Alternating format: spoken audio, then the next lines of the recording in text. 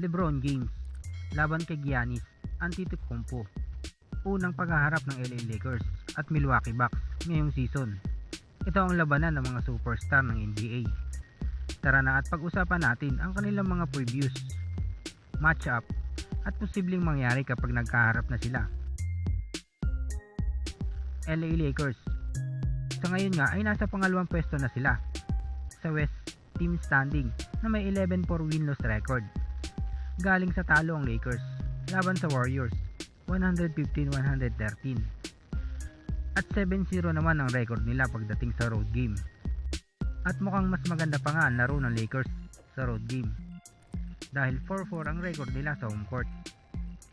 Ang Milwaukee Bucks naman ay galing din sa talo kontra sa Nets 125-123 at pumapangalawa sila sa East team standing na may 9-5 win-loss record at 6-1 naman ang record nila pagdating sa home court.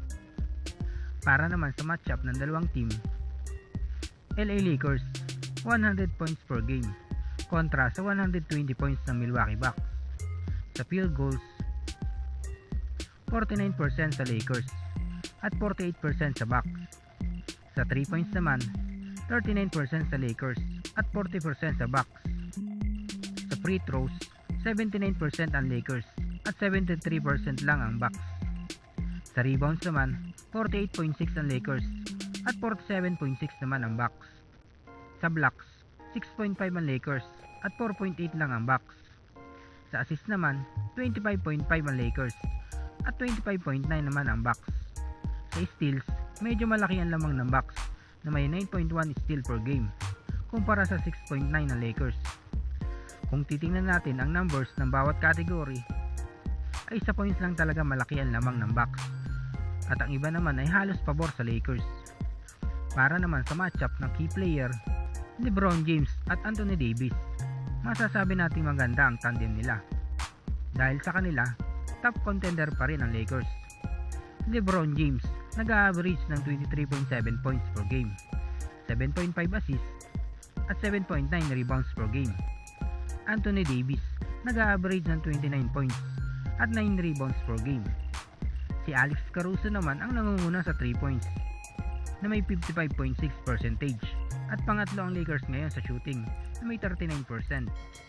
Sa Bucks naman, si Giannis Antetokounmpo ay nag-average ng 27.2 points, 5.3 assists at 10.2 rebounds per game.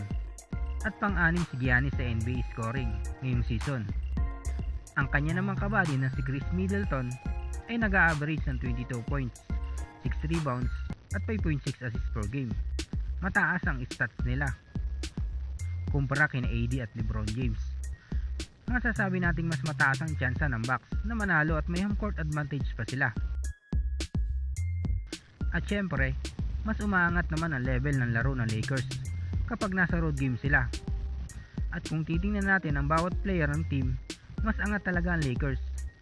Bukod kina LeBron James at AD ay andyan sina Kyle Kuzma, Montrezl Harrell, Alex Caruso, KCP at Dennis Schroeder. Maraming pwedeng asahan ang Lakers pagdating sa offense at defense. Sa Bucks naman, bukod kina Giannis at Chris Middleton, ay andyan naman sina Brook Lopez, Jrue Holiday at Bobby Portis. Kung tayo naman ang tatanungin kung sino ang mananalo sa LA Lakers at Bucks, para sa akin lang ay LA Lakers. Sila ang mainit na team pagdating sa road game na may 7-0 record. At tiyak babawi sila sa pagkatalo nila sa Warriors. At yan lamang ang video natin mga idol. Sana ay nakasubscribe ka at nakaklik ang notification bell para updated ka sa mga ipopost kong video. Salamat sa panonood.